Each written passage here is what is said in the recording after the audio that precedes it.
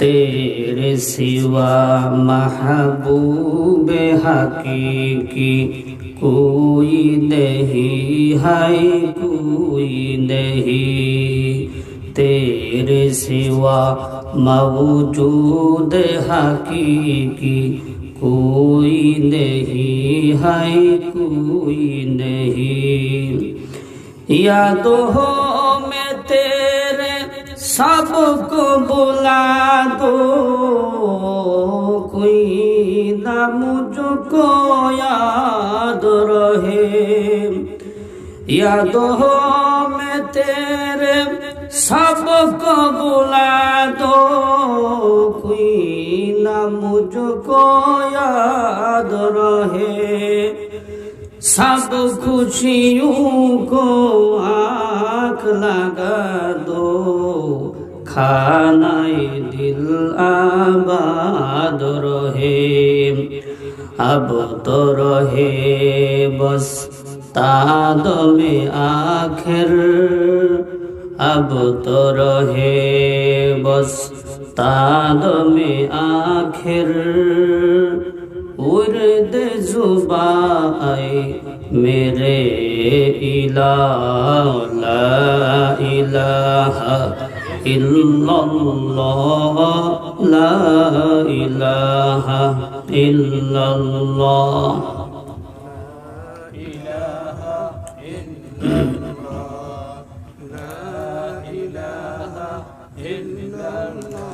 सबका मालिक एक अल्लाह, सबका खालिक एक अल्लाह, सबका राज़िक एक अल्लाह। ला इलाहा इल्लल्लाह, ला इलाहा इल्लल्लाह।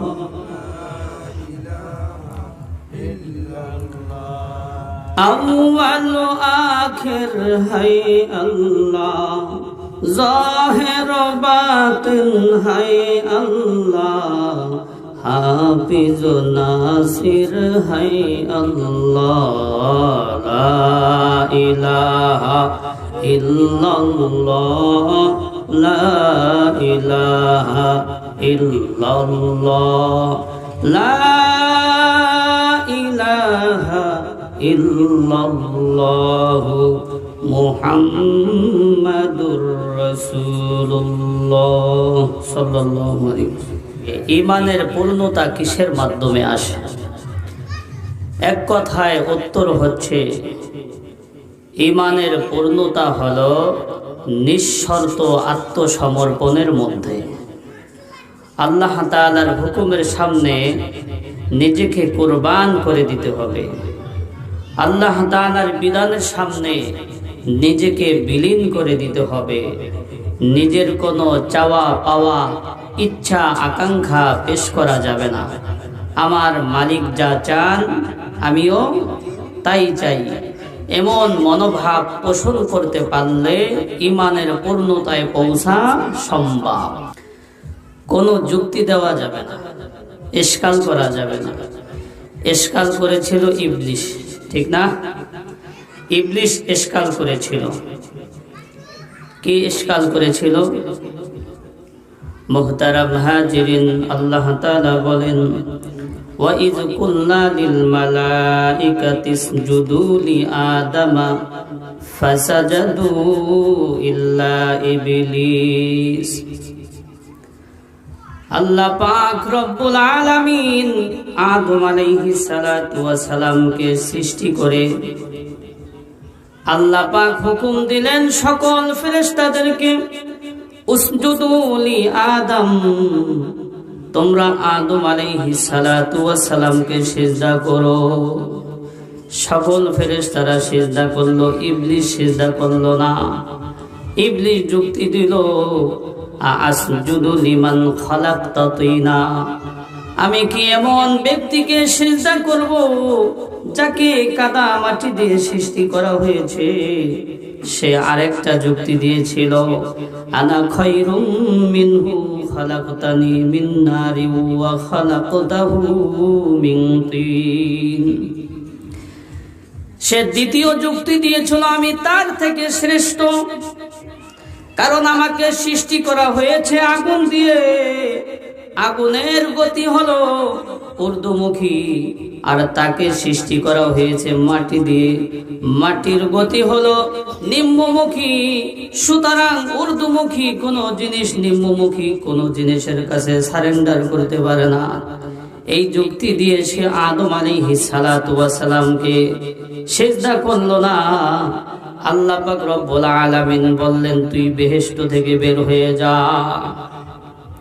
তাইলে সে সিজদা না দিয়ে ঠকছে না দিচ্ছে? ঠকছে। পক্ষান্তরে আল্লাহ রব্বুল আলামিনের অন্য সকল ফেরেশতারা আল্লাহ পাক রব্বুল আলামিনের এই হুকুমের সামনে নিজেদেরকে কুরবান করে দিয়েছে। আল্লাহ পাক রব্বুল আলামিনের হুকুমের সামনে নিজেদেরকে বিলীন করে দিয়েছে। আল্লাহ পাকের হুকুম তারা পালন করেছে। আদম আলাইহিস সালাতু ওয়াস সালামকে সিজদা দিয়েছে। আদম আলাইহিস সালাতু ওয়াস সালামকে সিজদা দিয়ে আল্লাহর হুকুম পালন করে তারা ঠকে নাই, তারা এখনো জান্নাতে আছে। একজন কামেল ও পূর্ণ মুমিনের কাজ এটাই হওয়া উচিত, সে নিজেকে আল্লাহ তাআলার হুকুমের সামনে কুরবান করে দিবে, আল্লাহ তাআলার বিধানের সামনে নিজেকে বিলীন করে দিবে, কোনরূপ প্রশ্ন করবে না। আমাদের জীবনে কত মুসিবত, কত সমস্যা, কত বালা মুসিবত আসে, এসব সমস্যার সমাধান চাইবো আল্লাহ তাআলার কাছে। কারো বিবাহ হচ্ছে না, কারো সন্তান হচ্ছে না, এসব সমস্যার সমাধান চাইবো মালিকের কাছে। ফরজ নামাজগুলোর পরে, তাহাজ্জুদ নামাজের পরে দোয়া কবুলের সময়গুলোতে খুব কাকুতি মিনতি করে অনুনয় বিনয় করে মালিকের দরবারে আমরা এসব সমস্যার সমাধান চাইবো। আমাদের উপর আল্লাহ তাআলার কত বিধান আছে, কত বিধান আসে, কত ফায়সালা আসে। আমরা সুস্থ কিংবা অসুস্থ হয়ে যেতে পারি, কেউ মারা যেতে পারি, কেউ বিপদে পড়তে পারি। এসব সমস্যার সম্মুখীন আমরা প্রতিনিয়ত হচ্ছি। এসব ক্ষেত্রে আমাদের করণীয় হইল আল্লাহ পাক রব্বুল আলামিনের হুকুমের সামনে নিজেদেরকে বিলীন করে দিতে হবে। আল্লাহ পাক রব্বুল আলামিনের হুকুমের সামনে নিজেদেরকে কুরবান করে দিতে হবে। কারণ আমার যথাসাধ্য চেষ্টা করার পরে যেটা হয়েছে এটা কেবল আল্লাহ তাআলার পক্ষ থেকে হয়েছে। আল্লাহ তাআলার মানসা এবং চাহিদা এমনটি ছিল, এই জন্য সেটার উপর সন্তুষ্ট থাকতে হবে। একটা কথা আমাদের পরিষ্কার মনে রাখতে হবে, পৃথিবীর সকল মানুষ যদি মিলে আমাকে কিছু উপকার করতে চায় তাহলে অতটুকুই পারবে যতটুকু আল্লাহ তাআলা তাকদিরে লিখে রেখেছেন। আর পৃথিবীর সকল মানুষ মিলে যদি আমার কোনো ক্ষতি করতে চায় তাহলে অতটুকুই পারবে যতটুকু মালিক তাকদিরে লিখে রেখেছেন। এই জন্য সাহায্য চাইবো আল্লাহ তাআলার কাছে।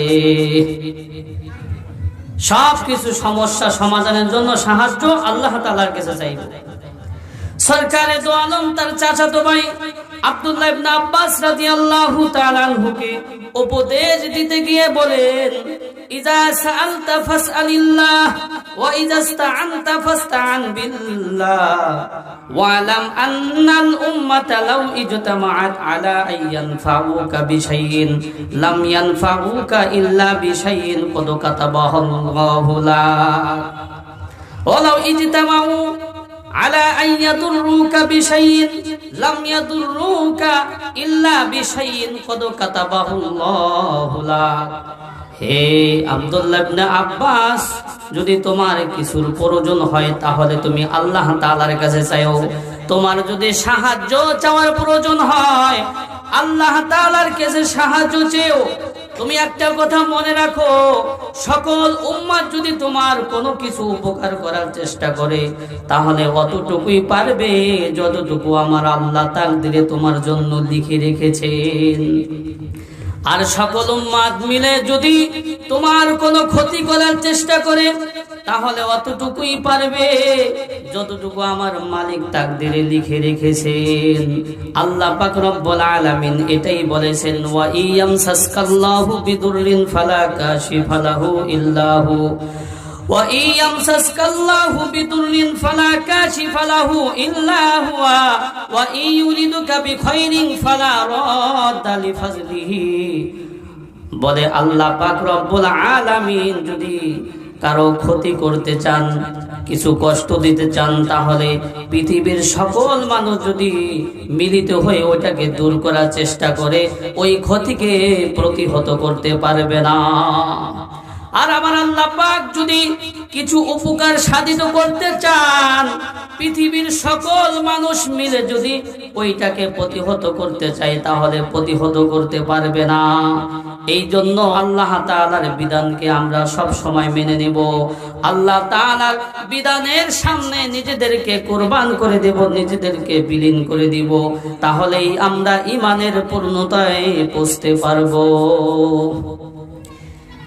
এমন অনেক জিনিস আছে যেগুলো আমাদের বাহ্যিকভাবে বুঝে আসে না, কিন্তু পরবর্তীতে দেখা যায় এটাই আমাদের জন্য উপকার। এমন হয় কিনা? হয়। ওই যে হুদাইবিয়ার কথা, হুদাইবিয়ার ঘটনা আমাদের সকলেরই স্মরণ থাকার কথা। রাসূলুল্লাহ সাল্লাল্লাহু আলাইহি ওয়াসাল্লাম ষষ্ঠ হিজরিতে অর্থাৎ হিজরত করার 6 বছর পর সরকারে দো আলম সাহাবায়ে কেরামদেরকে সঙ্গে নিয়ে মক্কায় উমরা পালন করার উদ্দেশ্যে মক্কার উদ্দেশ্যে রওনা দিলেন। যখন মক্কার কাছাকাছি হুদাইবিয়া নামক স্থানে পৌঁছলেন, তখন কাফেরদের পক্ষ থেকে বাধা আসলো, তারা আটকিয়ে দিল, এই বছর উমরা পালন করা যাবে না। অনেক কিছু ঘটনা ঘটে গেল। সরকারে দো আলম হযরতে ওসমান রাদিয়াল্লাহু তাআলা আনহুকে দূত হিসাবে মক্কায় পাঠাইলেন। এদিকে গুজব ছড়িয়ে গেল যে ওসমানকে শহীদ করা হয়েছে। তখন সাহাবায়ে কেরাম রাসূলুল্লাহ সাল্লাল্লাহু আলাইহি ওয়াসাল্লামের হাতে বায়াত গ্রহণ করলো, যুদ্ধের জন্য তারা প্রস্তুত হয়ে গেল। এদিকে কাফেররা, এদিকে মুসলমানরা, উভয় দল যুদ্ধের জন্য প্রস্তুত, খুবই উত্তেজিত হয়ে গেল। এমন সময় মক্কা থেকে আসা কাফেরদের প্রতিনিধির দলের সাথে সরকারে দো আলম সন্ধি করলেন। বলে সন্ধিগুলো এমন হয়েছিল যে সন্ধিগুলো সব কাফেরদের পক্ষে ছিল, মুসলমানদের বিপক্ষে ছিল, যার কারণে এইটা সাহাবায়ে কেরাম মেনে নিতে পারতেছিলেন না। ওমর রাদিয়াল্লাহু তাআলা আনহু বলে ফেললেন, ইয়া রাসূলুল্লাহ, ইয়া হাবিবাল্লাহ, আমাদের ইসলাম ধর্ম কি সত্য নয়? আপনি কি সত্য নবী নন? আপনি কি এই বছর উমরা পালন করবেন এটা বলেন নাই? সরকারে দো আলম বলেন, হ্যাঁ, আমরা সত্য ধর্মের অনুসারী, আমি আল্লাহর রাসূল। বলে তারা হলো পথভ্রষ্ট। আল্লাহর হাবিব বলেন, আমি বলেছি উমরা করতে চলো, এই বছরে যে উমরা করবা এটা আমি বলি নাই। যাই হোক, যখন সন্ধি করে তারা ফিরে আসতেছিলেন, আল্লাহ পাক রব্বুল আলামিন আয়াত নাযিল করলেন, ইন্না ফাতাহনা লাকা ফাতহাম মুবিনা। হে নবী, আমি আপনাকে সুস্পষ্ট বিজয় দান করেছি। সাহাবায়ে কেরাম অবাক হয়ে গেল। আসলাম উমরা করার জন্য, উমরা করতে পারলাম না, সন্ধি করা হইল। সন্ধিও সব কাফেরদের পক্ষে ছিল, মুসলমানদের বিপক্ষে ছিল। আসল ঘটনা হইল ওই যে হুদাইবিয়ার সন্ধির পর থেকেই ইসলামের বিজয়ের ধারা শুরু হয়।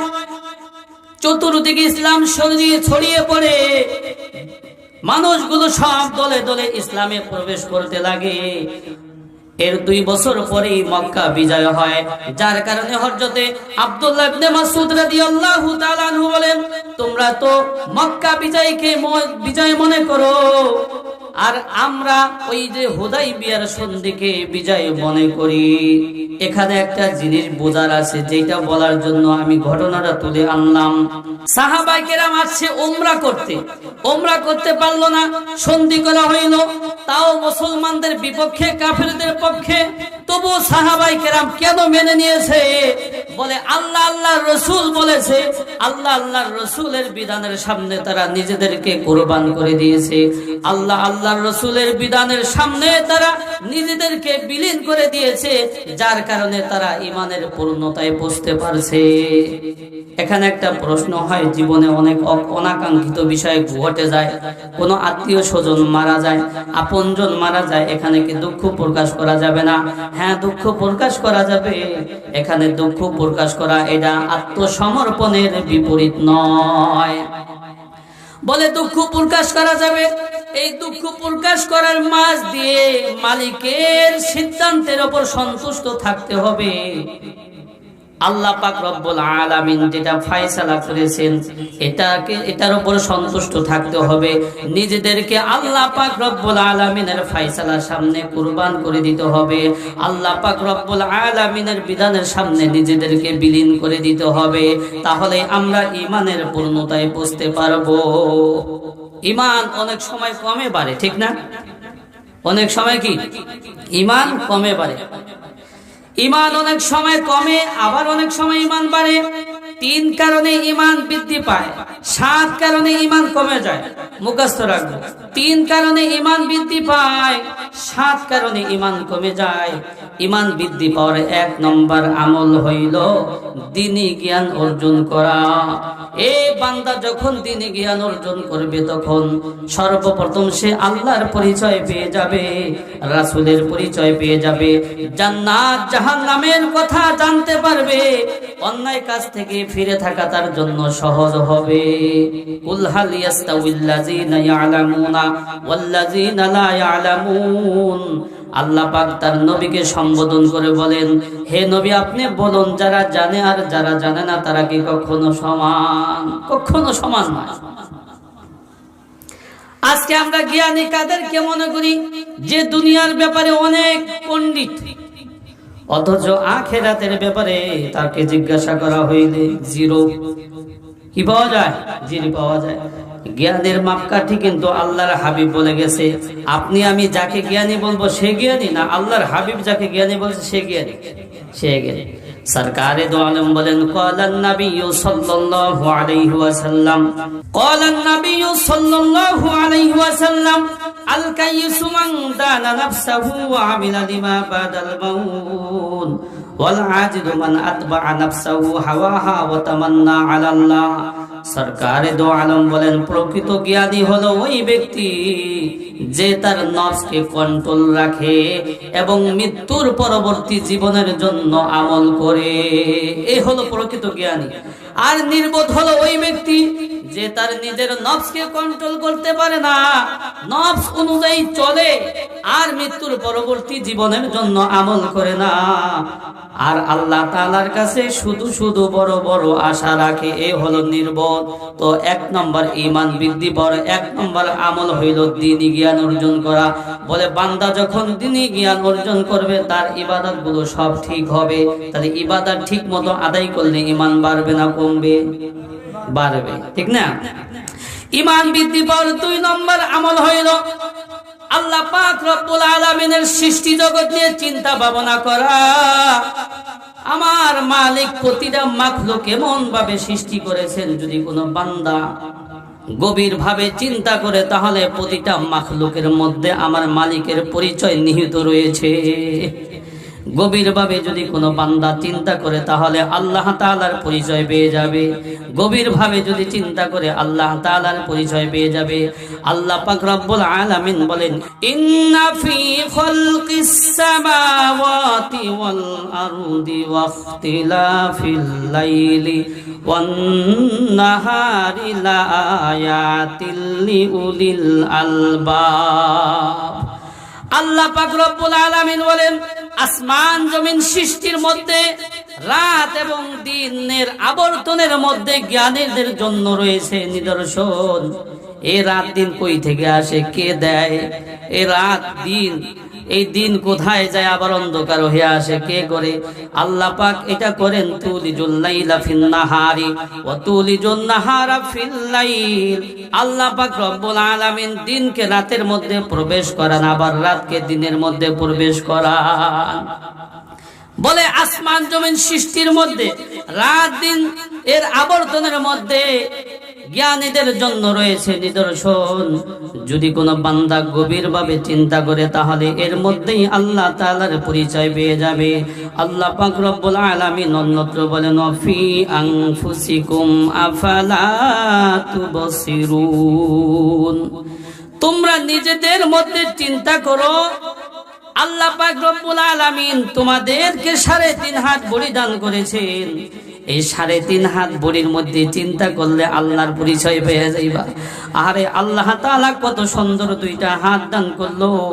শুধু কি তাই, হাতের মধ্যে আবার আঙ্গুল দিল। আঙ্গুল যাতে করে সুন্দরভাবে বাঁকা করা যায় এই জন্য আবার কর দিল। যদি কর না দিত তাহলে আঙ্গুল ভাঙ্গা যাইতো না, কি করা যাইতো না। আমার আল্লাহ পাক রব্বুল আলামিন এত সুন্দর 2টা চোখ দিছে। আহারে এই চোখ যার, এই চোখ দিয়ে যেই ব্যক্তি না দেখে ওই ব্যক্তিকে বলে কানা, ঠিক নেই, ওই ব্যক্তিকে বলে কানা। আমার আল্লাহ পাক রব্বুল আলামিন কত সুন্দর 2টা পা দিছে। এই পা 2টা যার ভালো নাই ওই ব্যক্তিকে বলে ন্যাংরা নুলা। আমার আল্লাহ পাক রব্বুল আলামিন কত সুন্দর 2টা কান দিছে। আরে কানে যে শোনে না ওই ব্যক্তিকে বলে বয়রা, কথা ঠিক নেই। এই কান কোনদিন কইছে আমি আজকে দেখতে শুনতে পারবো না? চোখ কোনদিন বলছে আমি আজকে দেখতে পারবো না? হ্যাঁ, এই সব আমার খেদমতের জন্য সৃষ্টি করা হয়েছে। আর আমাদেরকে সৃষ্টি করা হয়েছে মালিকের ইবাদত করার জন্য। আমার আল্লাহ পাক রব্বুল আলামিন এমন সৃষ্টি করনেওয়ালা, বলে পৃথিবীর শুরু লগ্ন থেকে আজ পর্যন্ত যত মানুষ আল্লাহ পাক রব্বুল আলামিন সৃষ্টি করলেন, আহারে যদি একটু গভীরভাবে চিন্তা করি কত মানুষ সৃষ্টি করলেন। এমন কারিগর আমার আল্লাহ, কারো চেহারার সাথে কারো চেহারা হুবহু মিল নাই। শুধু কি তাই, আমার আল্লাহ পাক এমন সৃষ্টি করনেওয়ালা, কারো গলার আওয়াজ ভয়েসের সাথে কারো গলার আওয়াজ হুবহু মিল নাই। এটাই আল্লাহ পাক রব্বুল আলামিন বলছে, অফি আনফুসিকুম আফালা তুবসিরুন। আল্লাহ পাক বলে মানুষগুলো যদি মানুষের এই 3.5 হাত বড়ির মধ্যে চিন্তা ভাবনা করে তাহলে আমি আল্লাহর পরিচয় পেয়ে যাব। আল্লাহ পাক রব্বুল আলামিন তার সৃষ্টি নিয়ে চিন্তা করতে বলছেন, কারণ আল্লাহ পাক রব্বুল আলামিনের প্রতিটি মাখলুক এমন ভাবে আল্লাহ পাক রব্বুল আলামিন সৃষ্টি করেছেন, যদি কোনো বান্দা গভীরভাবে চিন্তা করতে পারে তাহলে আল্লাহর পরিচয় অবশ্যই পেয়ে যাবে। আল্লাহ পাক রব্বুল আলামিন বলেন, আফালা ইয়ানতুরুনা ইলাল ইবিলি কাইফা খুলিকাত ওয়া ইলাস সামাই কাইফা রুফিআত ওয়া ইলাল জিবালি কাইফা নুসিবাত ওয়া ইলাল আরদি কাইফা সুতিহাত ফাযাক্কির ইন্নামা আনতা মুযাক্কির লাস্তা আলাইহিম বিমুসাইতির। আল্লাহ পাক রব্বুল আলামিন বলেন, আফালা ইয়ানজুরুনা ইলাল ইবিলি কাইফা খুলিকাত। হে মানুষগুলো, হে আমার বান্দারা, তোমরা আমার মাখলুক উটকে নিয়ে চিন্তা করো। এত বিশাল প্রাণী কে বানাইলো, যাকে বলা হয় মরুভূমির জাহাজ। যেই উট একবার পানি পান করলে দীর্ঘদিন পানি পান না করেও থাকতে পারে। তোমরা এই বিশাল প্রাণীটাকে নিয়ে চিন্তা করো, কে বানাইলো এত বিশাল একটা প্রাণী? তাহলে আমি মালিকের পরিচয় পেয়ে যাব। ওয়াইলাস সামাই কাইফা রুফিআত। আল্লাহ পাক রব্বুল আলামিন বলেন, তোমরা আমার আসমানকে নিয়ে চিন্তা করো, কে বিশাল আসমান বানাইলো। আরে এত সুন্দর আসমান আল্লাহ পাক রব্বুল আলামিন বানাইলেন। আল্লাযী খালাকা সাবআ সামাওয়াতিন তিবাকা। আল্লাহ পাক রব্বুল আলামিন 7টা আসমান স্তরে স্তরে সৃষ্টি করেছেন, এত সুন্দরভাবে সৃষ্টি করেছেন। দুনিয়াতে যদি একটু ঘর বানাইতে যাই, বিল্ডিং বানাইতে যাই, যখন ছাদ দেব কত খুঁটি বাঁশ খুঁটি দেয়, ঠিক নেই? আর আমার আল্লাহ পাক রব্বুল আলামিন এত বিশাল আসমান খুঁটিবিহীন, কোন ঝোলনা বিহীন আল্লাহ পাক দাঁড় করায় রাখছে। কে দাঁড় করায় রাখছে? আসমানটা কি এমনি এমনি দাঁড় হয়ে রয়েছে না একজনে রাখছে? একজনে রাখছে। এটা নিয়ে যদি চিন্তা করি আল্লাহর পরিচয় পেয়ে যাব। ওয়া ইলাল জিবালি কাইফা নুসিবাত ওয়া ইলাল আরদি কাইফা সুতিহাত। আল্লাহ পাক রব্বুল আলামিন বলেন, তোমরা আমার পাহাড়কে নিয়ে চিন্তা করো, এই বিশাল পাহাড় আমি স্থাপিত করে রাখেছি। তোমরা এই জমিনগুলোকে নিশ্চয় চিন্তা করো, জমিনগুলো আমি বিস্তৃত করে রেখেছি। তাইলে আল্লাহ পাকের নির্দেশ, আল্লাহ পাক বলছে তোমরা আমার মাখলুক নিয়ে চিন্তা করো, কারণ আমার মাখলুক গুলো আমি আল্লাহ এমন ভাবে সৃষ্টি করেছি, যদি কোনো বান্দা চিন্তা করার মতো চিন্তা করতে পারে তাহলে আমি মালিকের পরিচয় অবশ্যই পেয়ে যাবে। আল্লাহকে নিয়ে চিন্তা করতে নিষেধ করা হয়েছে, স্বয়ং আল্লাহকে নিয়ে চিন্তা করতে নিষেধ করা হয়েছে। আল্লাহর হাবিব বলেন, আন ইবনে আব্বাস রাদিয়াল্লাহু আনহু قال قال رسول الله صلى الله عليه وسلم تفكروا في كل خلق الله ولا تفكروا في ذات الله। সরকারে দো আলম বলেন, তোমরা আল্লাহ পাক রব্বুল আলামিনের প্রতিটি মাখলুক নিয়ে চিন্তা করো, স্বয়ং আল্লাহকে নিয়ে চিন্তা করো না। যারা আল্লাহ পাককে নিয়ে চিন্তা করেছে ঈমান হারা হয়ে গেছে, কারণ আল্লাহ পাকের মাখলুক আমি, আর আল্লাহ পাক রব্বুল আলামিনকে চিন্তা করার মতো মেমোরি আল্লাহ পাক রব্বুল আলামিন আমাকে দেয় নাই। তাইলে যেই মেমোরি আল্লাহ পাক যতটুকু অতটুকু দিমাগ শক্তি আল্লাহ পাক আমাকে দেয় নাই, যেটার ব্যাপারে আমার কোনো অভিজ্ঞতা নাই, ওইটার ব্যাপারে চিন্তা করলে ভুল হবে কিনা? আমি কারেন্টের মিস্ত্রি না, আমি যদি কাজ করতে যাই তাহলে শর্ট করবো কিনা? শর্ট করবো না? শর্ট করবো। ঠিক আল্লাহ পাক রব্বুল আলামিনকে নিয়ে চিন্তা করার মতো দিমাগ মেমোরি আল্লাহ পাক রব্বুল আলামিন মানুষকে দেয় নাই। যার কারণে কোনো ব্যক্তি যদি আল্লাহকে নিয়ে চিন্তা ভাবনা শুরু করে তাহলে সে আল্লাহর পরিচয় খুঁজে পাইবে না, কুল কিনারা পাইবে না। এক পর্যায়ে সে বলে ফেলবে আল্লাহ বলতে কিছু নাই, নাউজুবিল্লাহ। আল্লাহর হাবিব বলছে তোমরা আল্লাহর পাকের মাখলুককে নিয়ে চিন্তা করো, আল্লাহকে নিয়ে চিন্তা করো না। আল্লাহ পাকের মাখলুককে নিয়ে যদি তুমি চিন্তা করতে থাকো তাহলে তোমার ঈমান বৃদ্ধি পাবে। ঈমান বৃদ্ধি পাওয়ার 3 নম্বর আমল হইল নেক আমল করা। নেক আমল করলে ঈমান বৃদ্ধি পায়। এই নামাজ পড়লে ঈমান বাড়ে না কমে? ঈমান বাড়ে। শুধু কি বাড়ে? বলে নামাজের মাধ্যমে আল্লাহ পাক রব্বুল আলামিনের সাথে বান্দার গভীর সম্পর্ক হয়। হজ করলে ঈমান বাড়ে না কমে? ঈমান বাড়ে। শুধু বাড়েনি, মানুষটা নিষ্পাপ হয়ে যায়। যদি কোনো ব্যক্তি সঠিকভাবে হালাল টাকা দিয়ে সুন্নাত ওয়াজিব গুলো ঠিক রেখে হজ পালন করতে পারে, সরকারে দো আলম বলেন ওই ব্যক্তি এমন অবস্থায় ফিরে আসে কেমন যেন তার মা তাকে ভূমিষ্ঠ করেছে। একজন সন্তান, মা যখন সন্তানকে ভূমিষ্ঠ করে ওই সন্তানের কোনো গুনাহ থাকে কিনা? কোনো গুনাহ থাকে না, নিষ্পাপ। ঠিক কোনো ব্যক্তি যদি সঠিকভাবে হজ পালন করে, সরকারে দো আলম বলেন ওই ব্যক্তিরও কোনো গুনাহ থাকতে পারে না। তাইলে হজ পালন করলে ঈমান বাড়ে না কমে? বাড়ে। রোজা রাখলে ঈমান বাড়ে না কমে? বাড়ে। আল্লাহ পাক রব্বুল আলামিন বলেন ইয়া আইয়ুহাল্লাযীনা আমানু কুতিবা আলাইকুমুস সিয়ামু কামা কুতিবা আলাল্লাযীনা মিন ক্বাবলিকুম লাআল্লাকুম তাত্তাকুন। আল্লাহ পাক রব্বুল আলামিন বলেন হে ঈমানদারেরা, আমি পূর্ববর্তী উম্মতদের উপর যেমনি ভাবে রোজা ফরজ করেছি তোমাদের উপরও রোজা ফরজ করেছি। বলে রোজার মাধ্যমে সবচাইতে বড় যেটা ফায়দা হয় সেটা হলো তাকওয়া অর্জন হয়। তাইলে বোঝা গেল রোজার মাধ্যমে ঈমান বাড়ে। কোরআন তেলাওয়াত করলে ঈমান বাড়ে না কমে? ঈমান বাড়ে। ওয়া ইযা তুলিয়াত আলাইহিম আয়াতুহু যাদাতুহুম ঈমানা। যখন এই কোরআনের আয়াত তেলাওয়াত করা হয় ঈমান খালি বাড়তে থাকে। তাহলে ঈমান বৃদ্ধি পাওয়ার 3টে কারণ। 3 কারণে ঈমান বৃদ্ধি পায়। 1 নম্বরে দ্বীনি জ্ঞান অর্জন করলে, 2 নম্বরে আল্লাহ পাক রব্বুল আলামিনের মাখলুক নিয়ে চিন্তা ভাবনা করলে, 3 নম্বর নেক আমল করলে। বলে নেক আমলের মাধ্যমে যেমনি ভাবে ঈমান বৃদ্ধি পায়, বদ আমলের মাধ্যমে আবার ঈমান কমতে থাকে। হাদিসের মধ্যে আছে বান্দা যখন একটা বদ আমল করে কলবের মধ্যে একটা কালো দাগ হয়ে যায়, এরপর যখন আবার একটা বদ আমল করে আরেকটা কালো দাগ হয়ে যায়। এভাবে কালো দাগ হতে হতে হতে হতে কলবটা পুরা অন্ধকারাচ্ছন্ন হয়ে যায়। 7 কারণে ঈমান কমে যায়। কয় কারণে? 7 কারণে ঈমান কমে যায়। 1 নম্বরে অজ্ঞতা, দ্বীনের ব্যাপারে অজ্ঞতা। এই দ্বীনের ব্যাপারে আমি কিছুই জানি না, তাইলে আমি ইবাদত করব কিভাবে? ইবাদত যা করব সবই ভুল হবে। ঠিক না? এই জন্য দিনের ব্যাপারে অজ্ঞ থাকলে ইমান কমতে থাকে। এই অজ্ঞতা নিয়ে চলতে থাকলে ইমান দিনের বাড়ার কোনো সুযোগ নাই, শুধু কমতেই থাকে, শুধু কমতেই থাকে। ইমান কমে যাওয়ার 2 নম্বর কারণ হইল আল্লাহ পাক রব্বুল আলামিনের স্মরণ থেকে গাফেল হওয়া।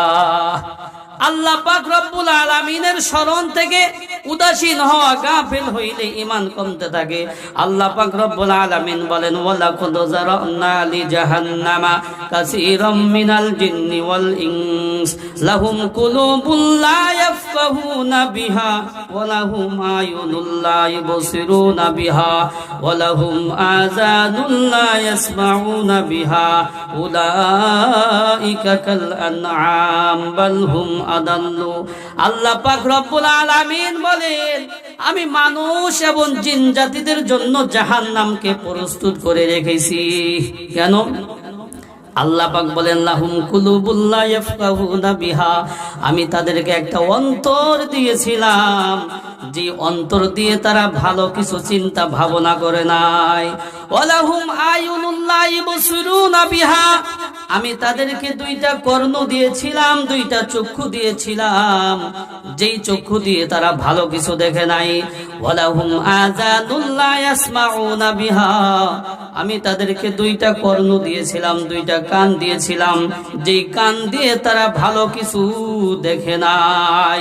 উলাইকা কাল আনআম, তারা চতুষ্পদ প্রাণীর মতো। বালহুম আদাল্লু, আল্লাহ পাক রব্বুল আলামিন বলেন, যাদেরকে আমি অন্তর দিয়েছি, অন্তর দিয়ে যদি ভালো কিছু না দেখে, যাদেরকে আমি কর্ণ দিয়েছি, কর্ণ দিয়ে যদি ভালো কিছু না শোনে, যাদেরকে আমি চক্ষু দিয়েছি, চক্ষু দিয়ে যদি ভালো কিছু না দেখে, তাহলে এই লোকগুলো চতুষ্পদ প্রাণীর মতো হয়ে যায়, বরঞ্চ তার চাইতে আরো নিকৃষ্ট হয়ে যায়।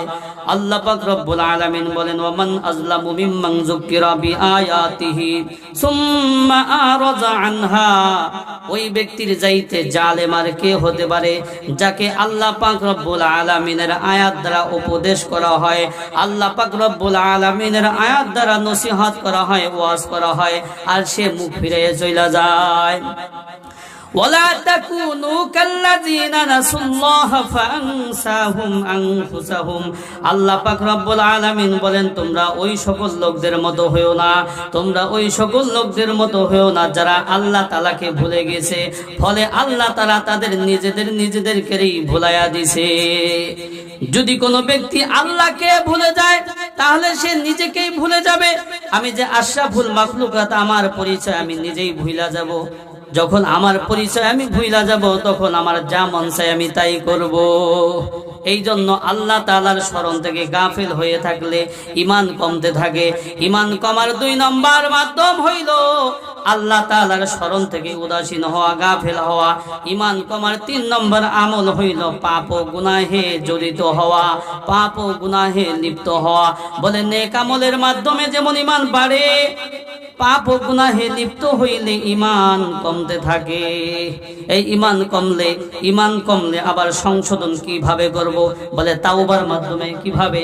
তাওবার মাধ্যমে। আল্লাহ পাক রব্বুল আলামিন বলেন, কুল ইয়া ইবাদিয়াল্লাযিনা আসরাফু আলা আনফুসিহিম লা তাকনাতু মির রাহমাতিল্লাহ ইন্নাল্লাহা ইয়াগফিরুয যুনুবা জামিআ ইন্নাহু হুয়াল গফুরুর রহিম। আল্লাহ পাক রব্বুল আলামিন তার বান্দাদেরকে ডেকে বলে, হে আমার বান্দারা, যারা নিজেদের উপর জুলুম করেছো, অবিচার করেছো, অন্যায় করেছো, তোমরা আমার রহমত থেকে বঞ্চিত হইও না। আমার কাছে খাঁটি দিলে তওবা করো, আমি আল্লাহ তাআলা তোমাদের তওবা কবুল করব। আমাদের গুনাহ যত বড়ই হোক না কেন, আল্লাহ তাআলার রহমত কিন্তু তার চাইতে অনেক বড়, ঠিক না? আল্লাহ তাআলার রহমতের কোন কুল কিরানা নাই। হযরত আলী রাদিয়াল্লাহু তাআলা আনহু বলেন, বদরিয়া দর মানাফে হায় সুমারস, বদর দরিয়া মানাফে হায় সুমারস ওয়ালাকিন সালামাত বর কিনারস। বলে আমার আল্লাহ তাআলার রহমতের দরিয়া এত প্রশস্ত, এত প্রশস্ত, যেই দরিয়ার কোনো কুল কিনারা নাই। এই জন্য আল্লাহ তাআলার রহমত থেকে বঞ্চিত হওয়া যাবে না। গুনার পরিমাণ যতই হোক না কেন, যদি খাঁটি দিলে তওবা করি, আল্লাহ তাআলা অবশ্যই ক্ষমা করে দিবেন। আল্লাহ পাক রব্বুল আলামিন হাদিসের কুদসির মধ্যে বান্দাদেরকে খুব সুন্দরভাবে ডেকে ডেকে বলেন, ইয়া আদম ইন্নাকা মা দাউতানি ওয়া রাজাউতানি গফারতু লাকা আলা মা কানা ফিকা ওয়ালা উবালি। ইয়া আদম লাউ বালাগাত যুনুবুকা আনানাস সামাই সুম্মা ইস্তাগফারতানি গফারতু লাকা আলা মা কানা ফিকা ওয়ালা উবালি। ইয়া আদম ইন্নাকা লাউ আতাইতানি বিকুরাবিল আরদি সুম্মা লাকিতানি। আল্লাহ পাক রব্বুল আলামিন হাদিসে কুদসির মধ্যে বলেন, হে বনি আদম, তোমার গুনার পরিমাণ যতই হোক না কেন, যতক্ষণ পর্যন্ত তুমি আমাকে ডাকিতে থাকিবে আর আমার কাছে ক্ষমার আশা রাখিতে থাকিবে, আমি আল্লাহ তাআলা তোমাকে ক্ষমা করে দেব। তোমার গুনার পরিমাণ যতই হোক না কেন আমি পরোয়া করিব না। হে বনি আদম, যদি তুমি আকাশ পরিমাণ গুনাহ করো, অর্থাৎ তোমার গুনাহ যদি বাড়তে বাড়তে বাড়তে আকাশকে স্পর্শ করে, আর তুমি আমার কাছে খাঁটি দিলে তওবা করো, আমি আল্লাহ তোমাকে ক্ষমা করে দিব। আমি আল্লাহ তোমাকে ক্ষমা করে দেওয়ার ব্যাপারে কোনো পরোয়া করিব না। হে বনি আদম, যদি তুমি পৃথিবীর সমপরিমাণ গুনাহ নিয়ে আমার কাছে উপস্থিত হও, আর এই অবস্থায় আমার সাথে সাক্ষাৎ করো, আমার সাথে মিলিত হও যে আমার সাথে কাউকে শিরিক করো নাই, শরীক করো নাই, তাহলে আমি আল্লাহ ওই পরিমাণ মাগফিরাত নিয়ে তোমার কাছে উপস্থিত হয়ে যাব। তাইলে শিরিকের গুনাহ আল্লাহ ক্ষমা করবে না। তাইলে ঈমান কমে যাওয়ার ৩ নম্বর কারণ হইল পাপ ও গুনাহে লিপ্ত হইলে ঈমান কমে। ঈমান যখন পাপ গুনাহে ঈমান কমতে থাকবে, তবে তওবার মাধ্যমে আবার ঈমান বাড়াইতে হবে। তওবার মাধ্যমে ঈমান বাড়াইতে হবে। ঈমান কমে যাওয়ার ৪ নম্বর কারণ হইল নফসে আম্মারার অনুসরণ করা। ঈমান কমে যাওয়ার ৪ নম্বর কারণ হইল নফসে আম্মারার অনুসরণ করা। নফস ৩ প্রকার: নফসে মুতমাইন্না, নফসে লাওয়ামা, নফসে আম্মারা। নফস ৩ প্রকার: নফসে মুতমাইন্না প্রশান্ত হৃদয়, এটা ভালো। নফসে লাওয়ামা তিরস্কারকারী হৃদয়, এটা তার চাইতে একটু নিচু। নফসে আম্মারা এটা সবচাইতে খারাপ। এই নফসে আম্মারা ২৪ ঘন্টা মানুষদেরকে অন্যায় কাজের দিকে আদেশ দানকারী, অন্যায় কাজের দিকে নিয়ে যায়। এই জন্য নফসে আম্মারার সাথে জিহাদ করতে হবে, যুদ্ধ করতে হবে। বলে নফসে আম্মারা সব সময় মানুষকে খারাপ কাজের দিকে আদেশ দান করে। এই নফসে আম্মারা থেকে বাঁচার জন্য মালিকের কাছে বেশি বেশি দোয়া করতে হবে। কারণ আল্লাহ পাক যাকে গুনাহ থেকে বাঁচাইবে সেই একমাত্র বাঁচতে পারবে। আল্লাহ পাকের তৌফিক ছাড়া কেউ গুনাহ থেকে বাঁচতে পারে না। ওই যে মিশরের বাদশা আজিজের স্ত্রী জুলাইখা ইউসুফ আলাইহিস সালাতু ওয়াস সালামকে ফুসলিয়ে যখন খারাপ কাজ বাস্তবায়ন করার চেষ্টা করেছিল, ওই সময় ইউসুফ আলাইহিস সালাতু ওয়াস সালাম বলেছিল, ওমা উবাল্লিউ নাফসি ইন্নান নাফসা লাম্মারাতুম বিসু ইল্লা মা রহিমা রব্বি ইন্না রব্বি গফুরুর রহিম। ইউসুফ আলাইহিস সালাতু ওয়াস সালাম বলেছিল, আমি আমার নফসকে পবিত্র মনে করি না। নফস মানেই হলো খারাপ কাজের দিকে আদেশ দানকারী, খারাপ কাজের দিকে ধাবিতকারী। ইল্লা মা রহিমা রব্বি, তবে আল্লাহ পাক যার প্রতি দয়া করেন, যার প্রতি রহম করেন, সেই একমাত্র গুনাহ থেকে বাঁচতে পারবে। তাইলে নফসে আম্মারা থেকে বাঁচার ১ নম্বর মাধ্যম হলো আল্লাহর পাকের কাছে দোয়া করতে হবে। কি করতে হবে? দোয়া করতে হবে। তো ঈমান কমে যাওয়ার ৪ নম্বর কারণ হইল নফসে আম্মারার অনুসরণ করা। ঈমান কমে যাওয়ার ৫ নম্বর কারণ হইল শয়তানের অনুসরণ করা। আল্লাহর অনুসরণ না করে, নবীর অনুসরণ না করে শয়তানের অনুসরণ করা। শয়তান আমাদের চিরশত্রু। শয়তান আমাদের কি? চিরশত্রু। এটা মনে রাখতে হবে। শয়তান আমাদের কোনোদিনও বন্ধু হইতে পারে না। ঈমান কমে যাওয়ার ৫ নম্বর কারণ হইল শয়তানের অনুসরণ করা। আল্লাহ পাক রব্বুল আলামিন বলেন, ইন্নাশ শাইতানা লাকুম আদুব্বুন ফাত্তাখিযুহু আদুওয়া ইন্নামা ইয়াদউ হিজবাহু লিয়াকুনু মিন আসহাবিস সাঈর। আল্লাহ পাক রব্বুল আলামিন বলেন, শয়তান হলো তোমাদের চিরশত্রু, সুতরাং তোমরা এই শয়তানকে শত্রুরূপে গ্রহণ করো। শয়তান তার দলবলকে সব সময় জাহান্নামের অধিবাসী বানানোর জন্য চেষ্টা করে। এই আল্লাহ পাক রব্বুল আলামিন শয়তানকে যখন জান্নাত থেকে বের করে দিবেন তখন এই শয়তান কিছু প্রতিশ্রুতি আল্লাহ পাক রব্বুল আলামিনের থেকে নিয়েছিল। একটা প্রতিশ্রুতি নিয়েছিল, ক্বালা আরাআইতাকা হাযাল্লাযী কাররামতা আলাইয়া লা ইন আখখারতানি ইলা ইয়াউমিল কিয়ামাতি লা আহতানিকান্না যুররিয়াতাহু ইল্লা কলিলা। শয়তান আল্লাহ পাক রব্বুল আলামিনের থেকে প্রতিশ্রুতি নিয়েছিল, ইয়া রব্বুল আলামিন, এই ব্যক্তি যাকে আমার উপর সম্মান দেওয়া হয়েছে, যদি আপনি কিয়ামত পর্যন্ত আমার হায়াতকে দীর্ঘায়িত করে দেন তাহলে আমি বনি আদম প্রত্যেককে আমি পথভ্রষ্ট করে ছাড়বো ইল্লা কলিলা, অল্প কিছু ছাড়া, অল্প কিছু ছাড়া। তাহলে শয়তানের কাজ হলো দিন ভরা শয়তানি করা, বুঝলেননি? কারণ এই শয়তানের প্রতিশ্রুতি নিয়েছে আল্লাহ তাআলার কাছ থেকে, প্রতিশ্রুতি সে নিয়েছে, ইয়া রব্বুল আলামিন, এই আদম এই ব্যক্তি যাকে আমার উপর সম্মান দেওয়া হয়েছে, যদি আপনি কিয়ামত পর্যন্ত আমার হায়াতকে দীর্ঘায়িত করেন তাহলে আমি এই বনি আদমকে পথভ্রষ্ট করে ছাড়বো ইল্লা কলিলা, তবে অল্প কিছু ছাড়া। তাহলে ঈমান কমে যাওয়ার 5 নম্বর কারণ হইল শয়তানের অনুসরণ করা। আমরা শয়তানের অনুসরণ করব না, আমরা অনুসরণ করব কার? আল্লাহর। ঈমান কমে যাওয়ার 6 নম্বর কারণ হইল দুনিয়া ও দুনিয়ার ফিতনায় নিপতিত হওয়া। ইমাম গাজালি রহমাতুল্লাহি আলাইহি দুনিয়ার চমৎকার একটা উদাহরণ দিয়েছেন।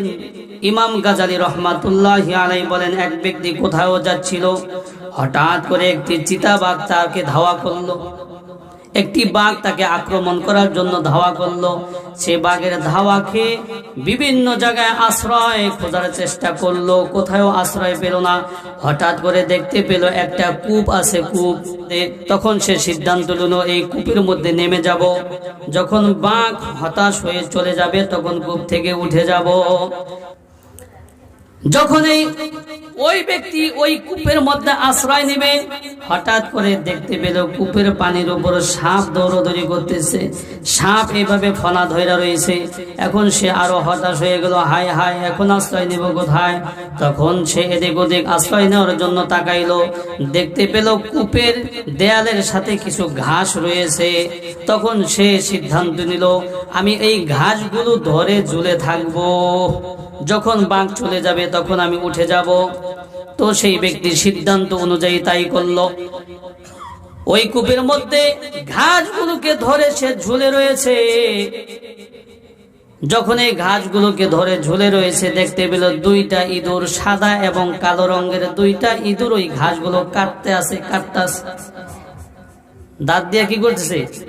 কাটতেছে। এখন কি করবে বেচারা? আরো পেরেশান। তখন সে পেরেশানি হয়ে এদিক ওদিক তাকাইতে লাগলো। তাকায়া দেখে মাথার উপরে একটা মৌচাক রয়েছে, যেই মৌচাকের মধ্যে মধু ভরপুর, কিন্তু মৌমাছি নাই। এক হাত দিয়ে সে ঘাসগুলো ধরে রয়েছে, আরেক হাত দিয়ে ওখান থেকে মধু নিতাছে আর খাইতাছে। ইমাম গাজালি রহমাতুল্লাহি আলাইহি বলেন, এ বন্ধু, এটা তোমার জন্য নসিহত। বলে, ওই যে বাঘ, ওই বাঘ হলো মালাকুল মউত, যেটা মানুষকে 24 ঘন্টা ধাওয়া করতে আসে। আর ওই যে সাপ, এটা হলো কবরের আযাব, যেটা সাপ রূপে দেখা যাইছে।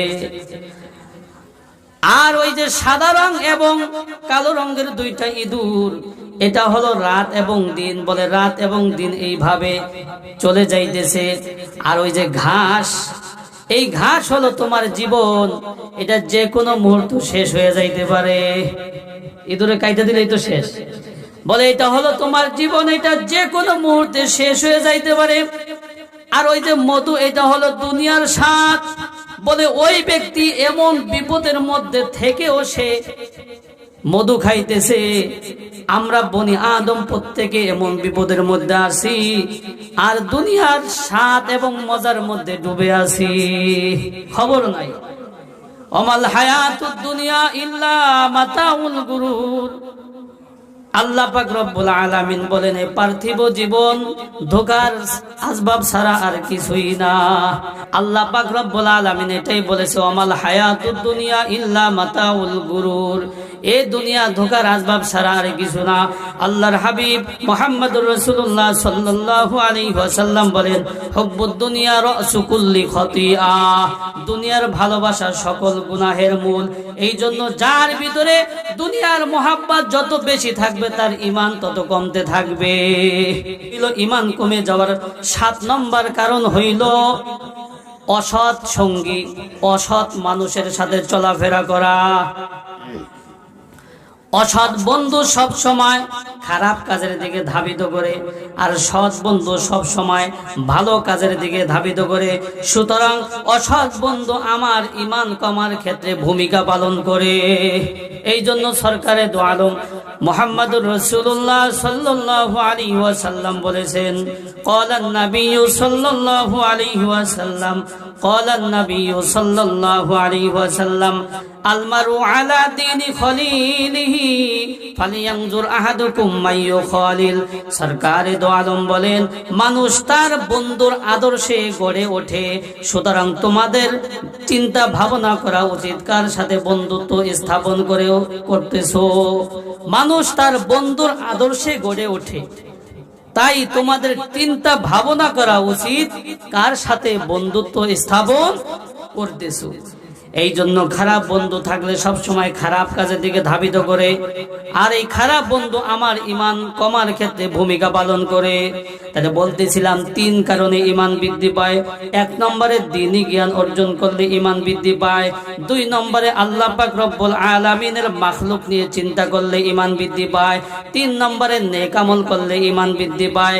7 কারণে ঈমান কমে যায়। 1 নম্বরে দ্বীনের ব্যাপারে অজ্ঞ হইলে ঈমান কমতে থাকে।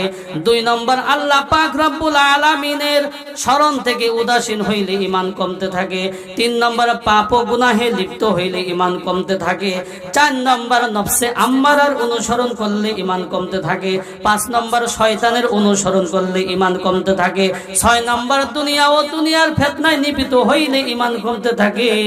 7 নম্বর অসৎ লোককে বন্ধু বানাইলে ঈমান কমতে থাকে। এই জন্য আমরা সচেতন থাকব। ঈমান এটা মহা দৌলত। ঈমান কি? মহা দৌলত। এ বাবা, যদি ঈমান থাকে একদিন জান্নাতে যাওয়া যাবে। কথা ঠিক নাকি?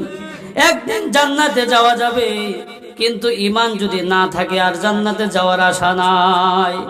এই জন্য সাবধান সাবধান। সরকারে দো আলম বলেন, কিয়ামতের পূর্বে মানুষের সকালে ঈমান থাকবে, সন্ধ্যায় ঈমান থাকবে না, আবার সন্ধ্যায় ঈমান থাকবে, সকালে ঈমান থাকবে না। সাহাবায়ে কেরাম আশ্চর্য হয়ে জিজ্ঞাসা করলেন, ইয়া রাসূলুল্লাহ, ইয়া হাবিবাল্লাহ, এটা কিভাবে? সরকারে দো আলম বলেন, মানুষের জাহালাত, মূর্খতা এত বেড়ে যাবে, বলে তার জাহালাতের কারণে, মূর্খতার কারণে কোন ফাঁকে যে তার ঈমান বের হয়ে গেছে সে নিজেও টের পাবে না। এই জন্য সাবধান সাবধান। কিয়ামতের আগ মুহূর্ত চলতেছে। কিয়ামতের ছোট আলামত যতগুলো আছে প্রায়টাই প্রকাশ পেয়ে গেছে, বড় আলামত প্রকাশ হওয়ার কাছাকাছি। তো বলতেছিলাম, ঈমান এটা আমার কাছে মহা দৌলত। এটা যদি কোনোভাবে বের হয়ে যায় তাহলে আমি শেষ। তাহলে আমি কি? শেষ। এই জন্য সাবধান। শয়তান কিন্তু 24 ঘন্টা চেষ্টা করতেছে আমার ঈমানটা চুরি করার জন্য, আমার ঈমানটা চুরি করার জন্য। আমি সচেতন থাকবো কোনোভাবেই যেন আমার ঈমান চুরি না হয়ে যায়। ঈমান চুরি হবে কিভাবে? বলে শিরিক করলে। কি করলে? শিরিক করলে ঈমান শেষ।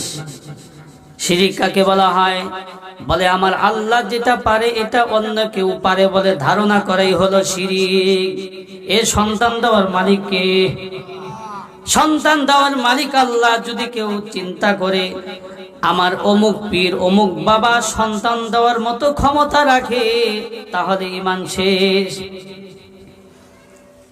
বৃষ্টি কখন হবে, কোন সময় হবে, কতটুকু হবে, কি পরিমাণ হবে, এটা জানে কে? আল্লাহ জানে। খবরের মধ্যে বলে না? খবরের মধ্যে কি বলে? সম্ভাবনা আছে। কি বলে? সম্ভাবনা আছে। কারণ কখন হবে, কোথায় হবে, কি পরিমাণ হবে, এটা জানে একমাত্র আল্লাহ। এটা অন্য কেউ জানে বলে ধারণা করাই শিরিক। কিয়ামত কবে হবে, কখন হবে, এটা জানে কে? আল্লাহ। এটা অন্য কেউ জানে বলে ধারণা করাই হলো শিরিক। বুঝাচ্ছে? রিজিকের মালিক কে? আল্লাহ। এটা অন্য কেউ পারে বলে ধারণা করাই হলো শিরিক। এই জন্য সাবধান, আমার ধারা যেন শিরকি কাজ না হয়ে যায়। বলে আমি 60 বছর জীবনে, 70 বছর জীবনে যত আমল করেছি, যদি মৃত্যুর পূর্বে আমার জবান দ্বারা একটা শিরকি কথা বের হয়ে যায়, তাহলে আমার সব আমলগুলো শেষ হয়ে যাবে। আল্লাহ পাক রব্বুল আলামিন বলেন, ওয়ালাকাদ উহিয়া ইলাইকা ওয়া ইলাল্লাযিনা মিন ক্বাবলিকা লা ইন আশরাকতা লা ইয়াহবাতান্না আমালুকা ওয়া লা তাকুনান্না মিনাল খাসিরিন।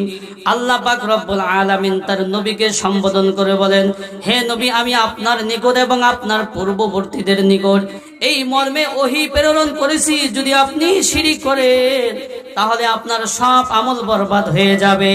নবীকে বলছে, আমরা শিরক করলে আমাদের আমল বরবাদ হবে না? আমাদের আমল বরবাদ হবে। ইন্না শিরকা লা যুলমুন আযীম। এই যে ব্যক্তি শিরক করবে, ওই ব্যক্তির জন্য জান্নাত হারাম হয়ে যাবে। আল্লাহ পাক রব্বুল আলামিন বলেন, ইন্নাহু মাইয়ুশরিক বিল্লাহ ফাকাদ হারামাল্লাহু আলাইহিল জান্নাহ ওয়া মাওয়াহুন নার। বলে যেই ব্যক্তি শিরক করে, ওই ব্যক্তির জন্য জান্নাত হারাম হয়ে যাবে এবং তার ঠিকানা হবে জাহান্নাম। এই জন্য সাবধান, সাবধান, আমরা যেন শিরকি কাজ না করি। খুব সচেতন থাকতে হইবে, খুব সচেতন থাকতে হইবে। কোনোভাবেই যেন আমার ধারা শিরকি কার্যকলাপ না হয়ে যায়। আমি নিজে শিরক থেকে বাঁচবো, আমার সন্তানদেরকেও, আহালদেরকেও শিরক থেকে বাঁচাবো। ওই যে লোকমান হাকিম তার সন্তানকে নসিহত করেছিল, وَإِذْ قَالَ لُقْمَانُ لِابْنِهِ يَا بُنَيَّ وَإِذْ قَالَ لُقْمَانُ لِابْنِهِ يَا بُنَيَّ لَا تُشْرِكْ بِاللَّهِ إِنَّ الشِّرْكَ لَظُلْمٌ عَظِيمٌ। হে আমার প্রিয় বৎস, হে আমার সন্তান, সাবধান, সাবধান, তুমি কখনো আল্লাহ তাআলার সাথে শিরক করো না, কারণ শিরক হলো মহাপাপ। শিরক কি? মহাপাপ। আল্লাহ তাআলা সব গুনাহকে ক্ষমা করে দিবেন, কারণ আল্লাহর রহমত অনেক বেশি, আল্লাহর রহমত অনেক বেশি। আল্লাহ পাক কেউ অন্যায় করলে শাস্তি দিতে পারেন, শাস্তি না দিয়েও ক্ষমা করতে পারেন, এটা আল্লাহ পাকের ইচ্ছা। কিন্তু শিরক করলে আল্লাহ পাক ক্ষমা করবেন না। আল্লাহ পাক রব্বুল আলামিন বলেন, আমি আল্লাহ পাক রব্বুল আলামিন শিরক ছাড়া যত গুনাহ আছে সব গুনাহকে আমি আল্লাহ পাক রব্বুল আলামিন ক্ষমা করে দেব, কিন্তু শিরকি গুনাহ ক্ষমা করব না। এই জন্য সাবধান, সাবধান, আমার ঈমান এটা মহাদৌলত, এটাকে হেফাজত করার জিম্মাদারি আমার, হেফাজত করার জিম্মাদারি আমার। ঈমান কোনোভাবেই যাতে করে চুরি না হয়ে যায়। হায় হায়, সাহাবাই কেরাম এই ঈমানের জন্য কত মেহনত করেছেন। হ্যাঁ, আল্লাহ পাক রব্বুল আলামিন যুগ যুগে অসংখ্য নবী রাসূল প্রেরণ করেছেন, তারা সকলেই এসে এই ঈমানের মেহনত করছে, ঈমানের মেহনত করছে। ঈমানের জন্য কত চেষ্টা মেহনত তারা করেছে। আমরা ওয়ারিস সূত্রে ঈমান পেয়েছি, তো তাই ঈমানের কদর আমরা বুঝতে পারি না। ওই যে কিছুদিন আগে এক নও মুসলিম বক্তা বলতেছে যে আপনারা ওয়ারিস সূত্রে ঈমান পাইছেন তো মুসলমান, তাই এটার কদর বুঝতেছেন না। যদি আমার মতো হইতেন, কত কষ্ট করে আমি ইসলাম ধর্ম গ্রহণ করেছি, কত নির্যাতিত হয়েছি, অতএব এটা আমি বুঝি, এটা কি আমি বুঝি। এই জন্য সাবধান, সাবধান, আমার ঈমানটা কোনোভাবে যাতে করে চুরি না হয়ে যায়। ঈমান যদি চুরি হয়ে যায় তাহলে আমার কোনো উপায় থাকবে না। আল্লাহ তাআলাকে এক মনে করতে হবে, দুই মনে করলে ঈমান শেষ। আল্লাহ তাআলাকে এক মনে করতে হবে। ওই যে কাফেররা সরকারে দো আলমের কাছে এসে বলতেছে, হে মুহাম্মদ, তোমার আল্লাহর একটু পরিচয় দাও, তোমার আল্লাহর বংশ পরম্পরা একটু বর্ণনা করো, তোমার আল্লাহ কোন বংশের মানুষ। সরকারে দো আলম চিন্তা করতে লাগলেন কি জবাব দিব। আল্লাহ পাক রব্বুল আলামিন সূরাতুল ইখলাস নাযিল করলেন, কুল হুয়াল্লাহু আহাদ আল্লাহুস সামাদ লাম ইয়ালিদ ওয়া লাম ইউলাদ ওয়া লাম ইয়াকুল লাহু কুফুয়ান আহাদ। হে নবী, আপনি বলে দেন আমার আল্লাহ হলো সব দিক দিয়ে এক, আল্লাহুস সামাদ, আমার আল্লাহ হলো অমুখাপেক্ষী, আর সব কিছু হইল আল্লাহ পাক রব্বুল আলামিনের মুখাপেক্ষী। লাম ইয়ালিদ ওয়া লাম ইউলাদ, আমার আল্লাহ কাউকে জন্ম দেয় নাই আর আমার আল্লাহ কেউ জন্ম দেয় নাই। ওয়ালাম ইয়াকুল্লাহু কুফুয়ান আহাদ, আমার আল্লাহর সমকক্ষ আর কেউ নেই। সংক্ষিপ্তভাবে আল্লাহর পরিচয় এখানে তুলে ধরা হয়েছে। এই জন্য আমার অন্তরে এটা বসাইতে হবে। বাহ্যিকভাবে যেমনি ভাবে বলি আল্লাহ এক, অন্তরের মধ্যে এটা বসাইতে হবে আল্লাহ এক। যদি এটা বসাইতে পারি আর জীবনের শেষ কথাটা এটাই হয় তাহলে জান্নাত। আল্লাহর হাবিব বলেন, মান কানা আখিরু কালামিহি লা ইলাহা ইল্লাল্লাহ দাখালাল জান্নাহ। বলে যেই ব্যক্তির শেষ কথা হবে লা ইলাহা ইল্লাল্লাহ, আল্লাহ ছাড়া আর কোনো উপাস্য নাই, দাখালাল জান্নাত, জান্নাতে প্রবেশ করবে। সরকারে দো আলম অন্য এক হাদিসের মধ্যে বলেন, মান শাহিদা আল্লাহ ইলাহা ইল্লাল্লাহ ওয়া আন্না মুহাম্মাদার রাসূলুল্লাহ হারামাল্লাহু আলাইহিন নার। বলে যে ব্যক্তি এটা সাক্ষ্য দিবে যে আল্লাহ এক আর মুহাম্মাদুর রাসূলুল্লাহ সাল্লাল্লাহু আলাইহি ওয়াসাল্লাম তার রাসূল, ওই ব্যক্তির জন্য জাহান্নামের আগুন হারাম হয়ে যাবে। তাহলে আমার আল্লাহ এক, আমার আল্লাহ কি এক, এটা ইমানের দাবি। এটা কি দুই দাবি করলেই কি শেষ। আমার আল্লাহ হলো খালেক, রিজিক দেন ওয়ালা, সব কিছুকে রিজিক দেয় কে? আমার আল্লাহ। আমার আল্লাহ রিজিক দেয়, বুঝে আসছে? অনেকে চিন্তা ভাবনা করি যে আমি তো কামাই করি, আমি নিজেই কি করি? কামাই করি। আল্লাহ কিভাবে দেবে? তুমি কামাই করো, এই শক্তিটা কে দিছে? আল্লাহ যদি একটু শক্তিটা বন্ধ করে দেয় তাহলে তুমি অপোষ।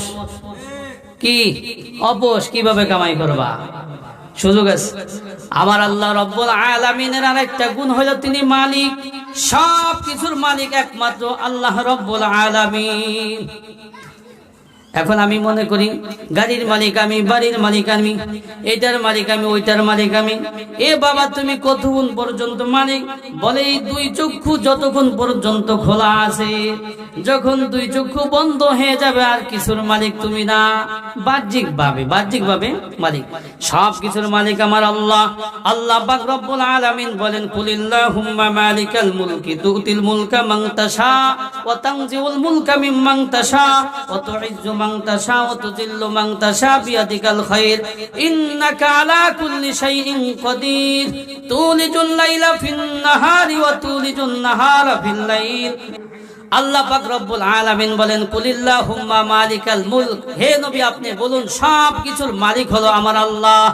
কুলিল্লাহুম্মা মালিকাল মুলকি তুতিল মুলকা মান তাশা ওয়া তানজিউল মুলকা মিম্মান তাশা। আমার আল্লাহ যাকে চান তাকে রাজত্ব দেন, যাকে চান না আবার তার থেকে রাজত্ব ছিনায় না। এ শেখ হাসিনা সাবেক প্রধানমন্ত্রী, মানুষ বলা বলি করতো, আমরা অনেক সময় বলছি যে এ জীবিত থাকা অবস্থায় এর কেউ সরাইতে পারবো না, কিন্তু ফায়সালা তো আল্লাহ। আল্লাহ যে কিভাবে সরাই দিল আশ্চর্য হয়ে গেলাম। কি হয়ে গেলাম? আশ্চর্য হয়ে গেলাম যে এত কিছু সব তার, সব কি তার। কিন্তু আল্লাহ পাক যাকে চান তাকে রাজত্ব দেন, যাকে চান না তার থেকে রাজত্ব ছিনিয়ে নেন।